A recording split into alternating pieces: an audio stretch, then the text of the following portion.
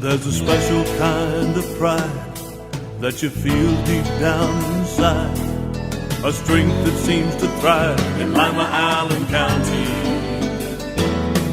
The American way of life, to get in gear and do what's right. An unbreakable forthright link called Real American Strength. Lima, Allen County, Real American Strength.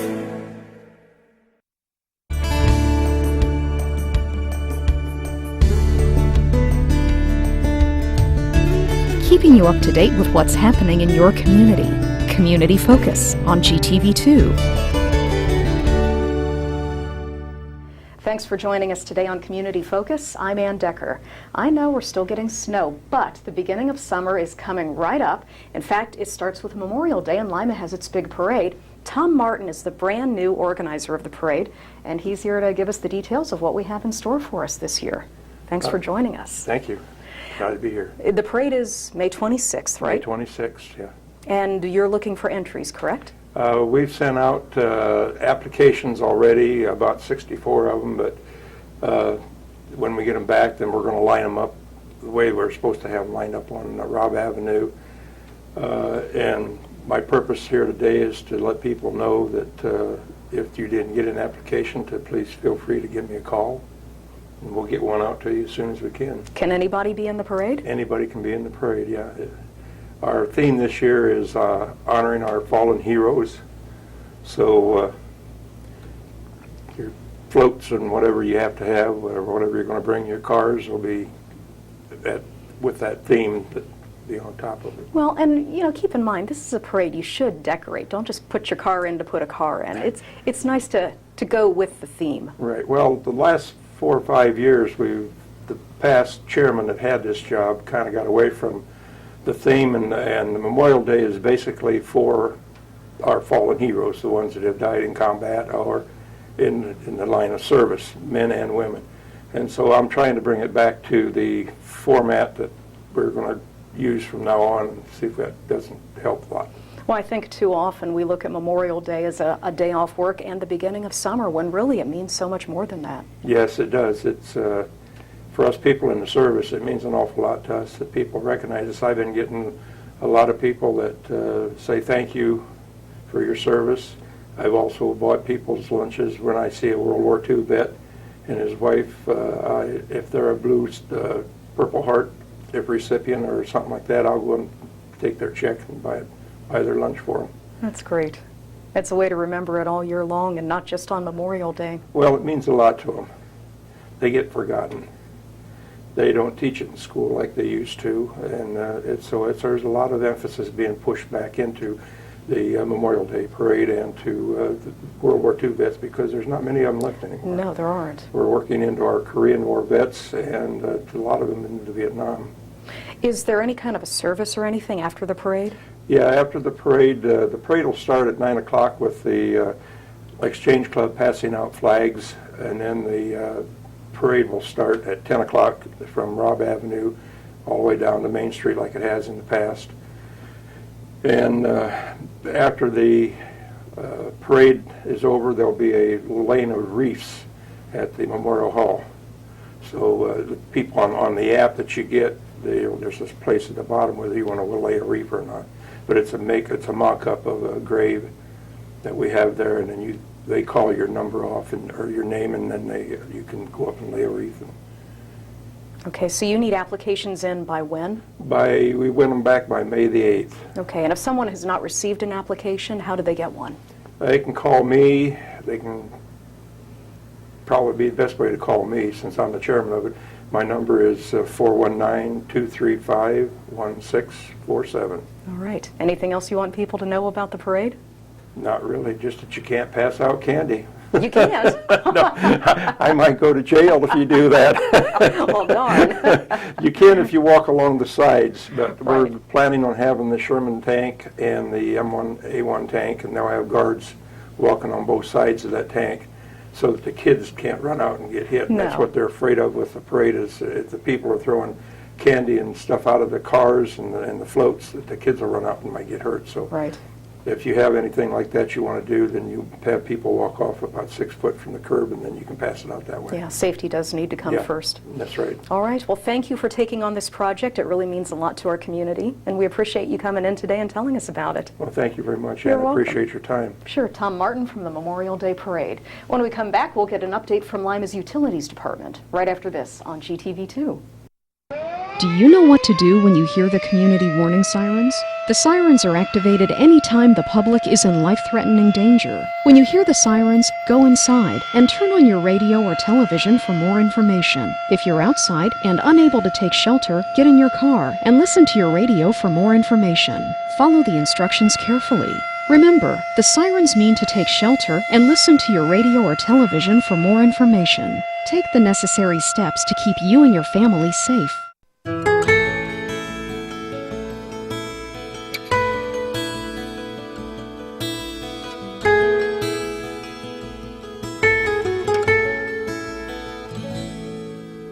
Some things just naturally go together.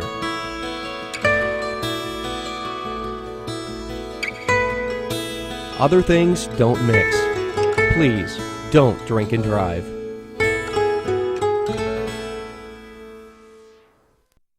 We're not doing well, Allen County. Almost 70% of our adults are overweight. And close to 40% of our children. We eat the wrong foods. We smoke too much. We don't exercise nearly enough. We can do better. We can do better. We can do better. Activate Allen County is working with schools, churches, businesses, and local government to influence policies that will help us all do better. We can do better. For me. For all of us. Join the effort to help Allen County do better by going to activateallencounty.com. Paid for with funding through a grant from the Centers for Disease Control and Prevention. Welcome back to Community Focus. I'm Ann Decker, and Mike Caprella is in the studio today. He is the Deputy Director of Lima's Utilities Department, and I don't think anybody is happier than Mike that the temperatures are finally warming up, because the freezing weather plays havoc on water lines and sewer lines. You're absolutely correct, Ann. I am so happy that we're in the spring, and let's hope the temperatures keep moderating. Well, how bad was the winter from your point of view? I can describe it in one word: brutal. It was brutal. I mean, our crews just went over and beyond. They were stretched to the limit. We had more mainline breaks this winter than I can ever remember. February was really a tough month. I specifically remember one weekend in the middle of February where we had actually 8 mainline breaks over a weekend. And these take time and a lot of crews and resources to fix. And our crews, some of them were working 24 hours straight that weekend. It was tough. Yeah, they never break 8 to 5. Right. No, no. And they're working outside. I mean, in the most cold, windy, brutal conditions you can be in. So, with water. With water. So it's when they get down the hole to fix a leak, there's water spraying and there's mud and there's wind and So it's been a very tough year on the utilities department. We've had not only record number of mainline breaks, we've had, and I don't say these are record numbers because 77 was, with the deep freeze. I remember I shouldn't even say I remember that far back, but I remember 77 was a pretty bad year too. I know, and I'm looking like an old man. Yeah, but 77 was a bad year, but this was probably a close second. We had probably over 500 calls for water. People had broken lines in their house where we had to go out and find the shutoff valve out by the street so we could turn them off. And if you remember, of course you remember, but when the plows go by, where do they pile all the snow? Right in that area off the street. And where do you think the shutoff valve is? Under that big pile of snow. So of course. Our crews are out there, digging those out to find the shutoff so they can turn off the water going into the homes that have a problem where it's leaking. So we had a lot of those. We probably thawed out well over 100 different service lines where people's lines from the street to the house had froze, where we had to go out and thaw those lines out so they could get service again. So it was just one thing after another, and our crews just, I said they're the unsung heroes because, unless you call them, you don't know they're there, but they're out there just 24/7 doing hard work. Well, we all owe them a great big thank you for keeping the water flowing. And we do, because they did, under the most horrid conditions, I could say. So it's been tough, and now the weather's moderating. It's good. Well, what has this done to your budget? Did it totally throw it off for the year? Well, it's probably totally thrown our overtime budget off. Yes, we've had, I think it was the pay period before last, just the one division had probably 700 hours of overtime. Incredible. That's a lot of overtime hours, in a 2-week period. So, but we have a budget, with some contingencies in there, and we do budget for a lot of overtime because we do that kind of work 12 months out of the year. It just happened to be this last 3 months where it's about as bad as a whole sum total of 12 months would normally be. So, well, let's hope everything that was going to bad. go has gone. Yeah, let's hope so. So we don't have to send them out anymore, but we still do. I mean, so we'll handle it, in our budget. So. Okay. Well, looking ahead to the warmer months, what do you have coming up? Right now, we're in the finishing phases of putting in a booster pump station at the elevated tank that we put in out at Central Point Industrial Park here 2 years ago. We designed that so we could put booster pumps in there so that we could actually boost pressure up to get it to some other areas. And the area we're working on right now is Westminster. There's going to be a line going out to Rudolph Foods in Westminster. The Allen Water District actually put the line in, and what our portion of it is put booster pumps and then tie in to the line that they've put in. So that project will be finished probably within the next 30 days. Oh, great. So there'll be a line going from that tower in our existing system all the way out to Westminster. This includes the airport, so now the airport will have a good water source there. So they like that, and anybody along the way will be able to tie in and get city water. So that was a good project. It's excellent. A good joint project between the Allen Water District and the City of Lima. So well, the village of Westminster, too. Yes, and the village, right. So okay. We've got some huge projects coming up on the wastewater side, a lot of it as a result of our consent decree with the US EPA. We haven't signed that consent decree yet, but we are very close. Probably within the next 45 days, we'll probably finally have that completed. The one project that we've been working on for the last several years is a huge project at the wastewater plant. We call it our Headworks project. It's about a $27 million project. We're in the process now of selecting the engineer, the construction manager actually, which will be in charge of the construction and the last 30% of the engineering on that project. And hopefully we can start that project next January of 15. What's that going to do? That's going to upgrade several components at our wastewater treatment plant. Like I said, it's about a $27 million project. It's all the screening and new basins and just a lot of electrical work and other work to upgrade and increase the capacity of the wastewater plant so we can bring more flow through there. Okay. With the warmer weather comes fishing, and I know the reservoirs are a popular destination. Is Williams ready for fishing yet? I doubt if it'll be quite ready this year. The Ohio Department of Natural Resources put a lot of fish in there last year. They're little guys. They're very little, maybe that small. Well, they were that small when they put them in, they may be that small. So I would think by next year we would talk about some fishing there. So, but the other reservoirs are very good fishing reservoirs, and they put, the state puts hundreds of thousands of fish every year into our existing reservoirs. So they are some of the best fishing reservoirs in the state of Ohio. So if and when that ice ever melts off of there, you'll be able to get out there and do some fishing. So, and I'm sure a lot of people are just anxious to get out. You've been cooped up the whole winter, and it'll be nice to get out. And remember, they're nice for walking around the reservoirs. They're good recreational areas. If you remember last year, we put benches around Williams Reservoir, so people that don't want to go the full 4 miles around that reservoir can go a third of the way, sit down and rest a little bit, and go another third of the way, rest a little bit. But we put 3 benches up there, and that was actually come up because of the request of some of the public. Says, it's a long way around there, and I need a place to sit down if I can't make it all the way. So we put some benches in. That's great. So.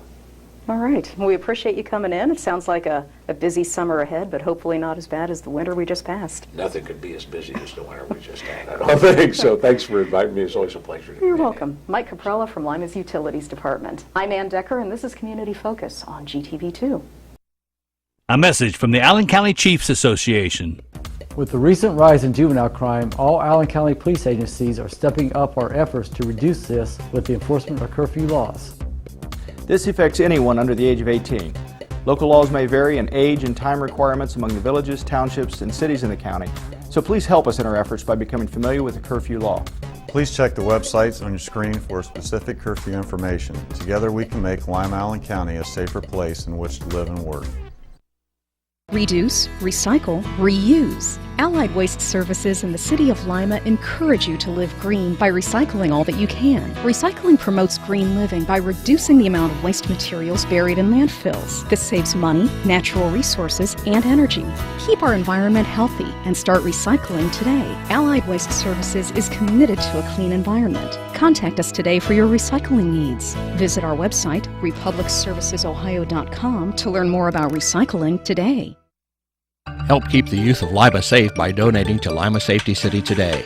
Hello, I'm Chuck Eichelberger from the Lima Noon Optimist Club. Safety City is a very important part of the Lima community. The Optimist Club is renovating Safety City and it needs your help. Donations can be made by going to the website limasafetycity.org. You can also send a donation to Lima Noon Optimist Club, P.O. Box 428, Lima, Ohio 45802. Help keep the youth of Lima safe by donating to Safety City today. We're back on Community Focus. I'm Ann Decker. Guiding Light Maternity Home is celebrating its first anniversary. And here in the studio today is the founder and director, Julianne Frankhauser. Thanks for being here. Thank you. For those who aren't familiar with Guiding Light, tell us who you are and what you do. Well, Guiding Light is a maternity home that allows young moms or pregnant teens to come in and get an opportunity to find their way in life. Basically, they come from a lack of support system or just some issues at wherever they're from their home or friend's house. They come in and they're encouraged to get educated, finish their GED, parenting classes. We also encourage them to get employment, and so it just shows them that they're capable of becoming more than what they normally think they can do. It's not just a place to hang out until they have the baby. No. I mean, it's really an education system for them. Yeah, it's more like a program, and that's what I try to stress with them. Of course, we start out with sharing the rules, and there's a curfew and different things. We do provide a structured environment so that they understand what a home is like when you have a child and manage a home. And so they get up early and they start their day and they learn time management. And welcome to reality. Yes, welcome to reality, right. So we have a short window of time, maybe 4 to 6 months is the average that I'm finding these girls stay, where they really pick up on life skills and they learn about what they're capable of doing that they didn't think they could do. How many girls do you serve? We're allowed to take in 5 at a time, and so we range from anywhere from 2 to 4 girls actually on average in the home at one time. And how many have you served over the first year? 14 young ladies. That's impressive. And they're staying from 4 to 7 months? Yeah, approximately. You must have your hands full. Sometimes, depends. We have allowed little ones to come in, but not very often, and so that can be challenging too with the little ones running around. But I mean, it's fun. The girls have a lot of fun, and we try to get them involved in other community outreach opportunities, and they help out at the daycare, and so we find things for them to do to keep them busy and focused and learn, a more disciplined life. And are you finding success with the program? Yes, we are. We've had some quite a few GED accomplishments. We always have everyone get a job, so they learn how to save money, and they're really happy about that. Just those type of things, finding themselves, they really have positive feedback on our evaluations. This was a grassroots effort. You had a dream, pretty much you got your team together, you did it yourself. And I know you still need help. You need money, you need supplies, you need volunteers. What do you need most from the community? Just the support of the idea, with referrals. Of course, yes, we always need monetary donations.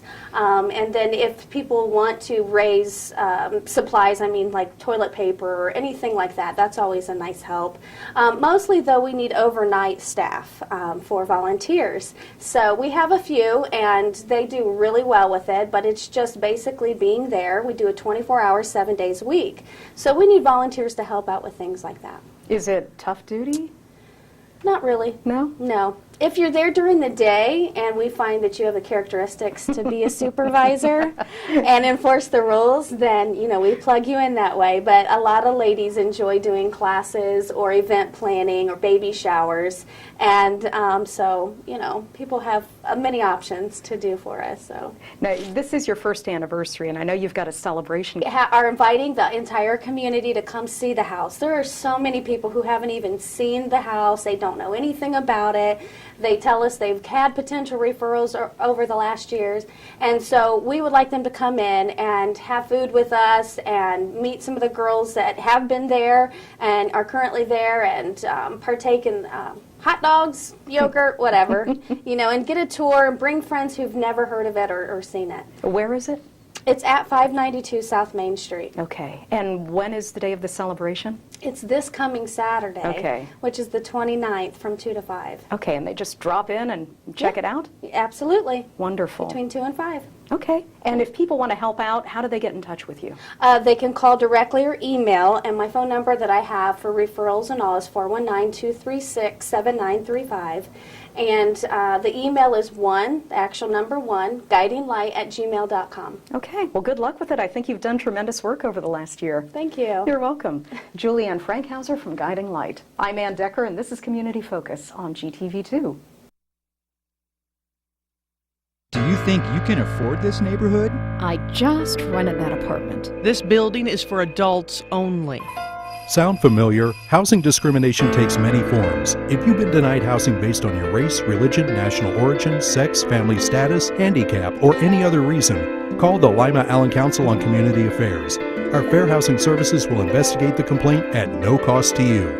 You deserve good housing. Call LACA today at 419-227-2586.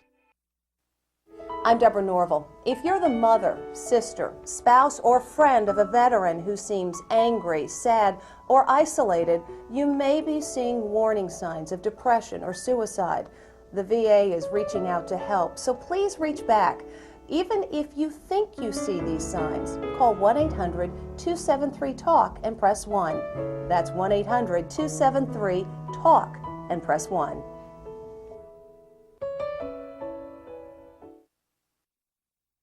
Good morning. It's 8:07 from News Talk 1150 WIMA. On this Tuesday morning, in this time period, we welcome representatives of the City of Lima. Lima Mayor Dave Berger is our in-studio guest. Good morning, Mayor. Good morning, Mike. Great to be here. It is springtime, but we've got some leftover business to just to mention, certainly, and get your thoughts on, and obviously tipping our caps to the Lima Central Catholic Thunderbirds, carrying the name of Lima all the way to Columbus, and it was a pretty good time last weekend. I understand you were on hand. I was able to get to the game on Saturday, and it was absolutely thrilling. We had our seats were on the second tier and right at midcourt, so we had great view of all the action going both directions. And I just have to say the play underneath the basket was ferocious, and I thought the way that our big guys, relative to their really big guys, right, boxed out and attacked the ball was just incredible. Yeah, Jake Williams was really something. He was awesome. Yeah. I mean, I never did get to see his grandfather play, right, but it certainly has to be genetic in that there was Jake underneath the basket where his grandfather used to be the center for Ohio State, yeah, and also playing there at Buckeye Stadium. So it's a great tradition, obviously, at LCC that they've established, and this was a championship team. There's just no question about it. But from a standpoint of carrying the name of the city in a large type of setting, which certainly that arena is, and down in Columbus, essentially it elevates Lima with Cleveland in that setting as it's utilized through the public address and all the rest. So touting the city is quite impressive, but the collective success of those players is also very impressive. So, well, it is great to have teams that go elsewhere throughout the state, but certainly at the time of the state championship, and have them do well, represent us in a way that makes everybody proud. I think it's just high school sports do that in a way that few other experiences, I think, have in terms of intercity relationships. And I think sports adds a sense of competition as well as triumph, sometimes defeat, but in this instance, really a terrific way to celebrate the quality of the athletics here in our region. You know, as a final thought with that, Mayor, and then we'll move on, is simply that a lot of times it's easy to get cynical about some young people. You think, kids today, that sort of thing. But this reminds us, along with all the students that are there celebrating and enjoying the game, there's a lot of good kids out there yet, isn't there? Oh, there is, and I think that part of the display on Saturday was the discipline of this team. I mean, I really watched how the end of each quarter they scored. They took charge. Yeah. They held the ball for, in a couple of instances, 2 full minutes, and then they got that final shot and scored. And I think that the sense of control and teamwork and discipline and smart play came across really loud and clear. No question. A salute to the coaching staff, Coach Frank Hill, and everybody. Speaking of T-Birds, a little bit of a somber note, but in a sense a celebration. That is the life of our own Big T. Tom Francis was part of the mix last week also, and I know that probably from day one when you first came to Lima, you encountered Tom Francis, huh? I did, actually, because another good friend of ours, Walt Lawson, Jr., actually was my attorney at Rehab Project, and so very early in my tenure here, Walt grabbed me and said, "You need to become a member of the Optimist Club." And I did, and that's where I met Tom, and of course have known him this entire time and worked with him on a number of community projects, and he truly was a man who loved this community and was overtly positive about all that he found here, and I think that did things in large and small ways to promote our community, and he'll be missed. Someone used the term last week with T was the eternal optimist, right? Absolutely. Yeah. It was part of his soul.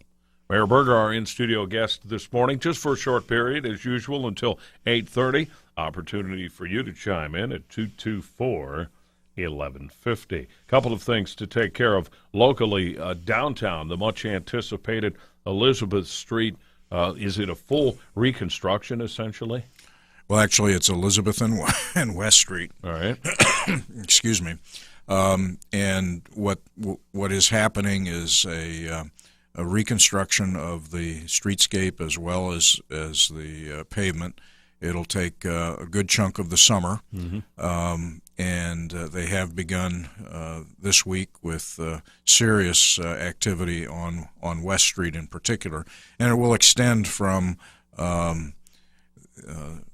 Elm Street on the south to Wayne Street on the north. So it's a good expanse, and folks will need to be careful as they come to the downtown. We do still encourage people, obviously, to come downtown, use those roadways, but understand that there is construction activity that they'll need to be wary of.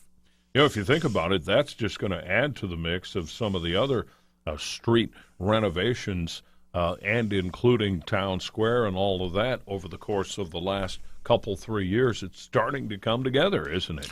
Well, I think does have an effect when you have public improvements at the same time that you see the private property owners making improvements as well. So it's a good synergy. We certainly applaud all the investments that are happening in the downtown and are anxious to continue. This is phase 2 of a 5-phase initiative involving our one-way streets. Most of the one-way streets we're converting to two-way, but in the instance of West and Elizabeth and also Union and Central, those will remain one-way but be narrowed to a single lane of flowing traffic. Parking will be rearranged from a parallel parking circumstance to a reverse angle in parking, which will add to the number of spaces on the street and hopefully thereby support additional business activity. We'll talk more about downtown. In fact, there's some other very good news with respect to downtown Lima. And your calls at 224-1150. Coming up, it's 8:15. It's 8:19 at News Talk 1150 WIMA. Tuesday morning, Lima Mayor Dave Berger is our in-studio guest. 224-1150. Questions or comments, things happening with the city. Staying with the theme on downtown, there was good news. The announced Ohio budget for 2014. Good news for downtown Lima. That's right. The capital budget was released last week, and that happens every 2 years. And there was a major piece of funding included in that budget for the intended Rhodes State College project in the downtown. The total package on that's around $20 million, and the state capital budget had a $5 million allocation for the Rhodes project. It's solely for the facility. It's not for property acquisition. So it's still quite a ways to the end point, but it's certainly a very significant movement forward. So the project currently has a couple of acquisitions that have taken place from the Carey family. The college was able to secure a number of the buildings in the southeast quadrant of the square, and then City Council took action 2 weeks ago to authorize the donation of 3 lots from the city. And then they are working with others. There's another 6 to 8 property owners that they are continuing to talk with. Now, was there an expectation of this coming down the pipe in this budget, and until it became official, we actually couldn't react, or was this a surprise? No, the college has been working very closely with State Representative Matt Huffman and with Senator Keith Faber to secure that funding. So it's really due to that engagement and the work that those 2 legislators did that this has happened. You know, even though this was a pretty big news story a few weeks ago, the announcement of the intention by Rhodes State College to move a large aspect of their medical training programs to downtown Lima. Let's go back over that just for a little bit for those who may have missed that. You mentioned the southeast quadrant, which is essentially across from City Hall and the police station. Correct. What would happen there? That would largely be just rebuilt entirely, huh? That's right. There's an entirely new facility that would be built about, I believe it's about 75,000 square feet, and would be the center for the health science curriculum that Rhodes has. It represents an investment that would have about 800 to 1,000 people a day using the facility. So it's a very substantial magnet of activity, and thereby creating, I think, some very positive spin-off activities in the downtown. Yeah, no question about it. That is, to me, that's some of the more exciting news I think I've heard in a long, long time. And that, and that kind of stuff just plays off of these various street renovations and reconstructions, and it all fits in at some point, doesn't it? It does, and I think it's because it's an institutional investment as opposed to an individual business. I think it holds a kind of permanency about it, and that kind of traffic, that kind of ongoing presence in the downtown, I think, can stimulate lots of other things happening. What if there are potential entrepreneurs or businesses thinking of relocating? Who would they approach if the inquiry is specifically regarding downtown? They go to the economic development people, the Downtown Association, your administration. Where's the best way to start for that? Really, the best place to begin that kind of discussion is with the folks at Downtown Lima. Aubrey Kay is the director, and they are actively showcasing various properties, attempting to, there's constant contact. The last year has seen a huge uptick in interest in the downtown, and so the staff at Downtown Lima is actively seeking to place people in vacant properties. A lot of people come to the project looking for finished space. There's a limited supply of that, so it would be helpful to have folks looking to actually take over space that has not been used for a while and actually invest and do more of a historic renovation to spaces that need in some instances, a lot of tender loving care. But simply put, there are a vast number of opportunities. I think there are lots of opportunities. Now you have to understand that we're not going to get a big box in the downtown. Right. I mean, a Best Buy or a Target doesn't fit the kind of development scheme that the downtown can rely on. So we're talking about the smaller niche businesses. Plus, there are some spaces. You look at Rob Nelson's building where very significant historic space could be improved for offices. And you've also got other office towers that have some space, some quite a bit. So, for example, with Michael Connor's First National Bank building, I mean, there he needs a couple of major tenants, and it would be neat to have either large law firm or insurance companies or others really take a look at that building and make a decision to invest. You know, a building like that, people don't realize, actually, there's some pretty cool views from up there. Oh, it's a spectacular building. Well, it just really does give you a different sense of place when you're on those upper floors. All righty. So interesting happenings, certainly, in downtown Lima. We continue to follow those, and we hope for the best as a real plus and an uptick on downtown activity in the last couple of years continues. Mayor, there were EPA hearings for Lima Energy last week. That's another project that seems to really be kicking in from a visual standpoint. Certainly the public can see all the movement and activity on South Main. What was the nature of the EPA hearings recently? Well, the project has been reconfigured substantially from its original design. From where it was principally a project to make electricity, it's now a project to make liquid fuels. So they needed a new air permit from Ohio EPA, and because the emissions from the new project are so very low, it did not absolutely require under the law a public hearing. But the company decided that they wanted the public hearing because all other hearings around the project have been public, and they felt they wanted to be consistent in making sure that the public understood the changes that have occurred, but also the implications of the nature of the project that they're currently doing. So I think it went well, and the actual final permit should be issued in coming weeks, perhaps months, from Ohio EPA.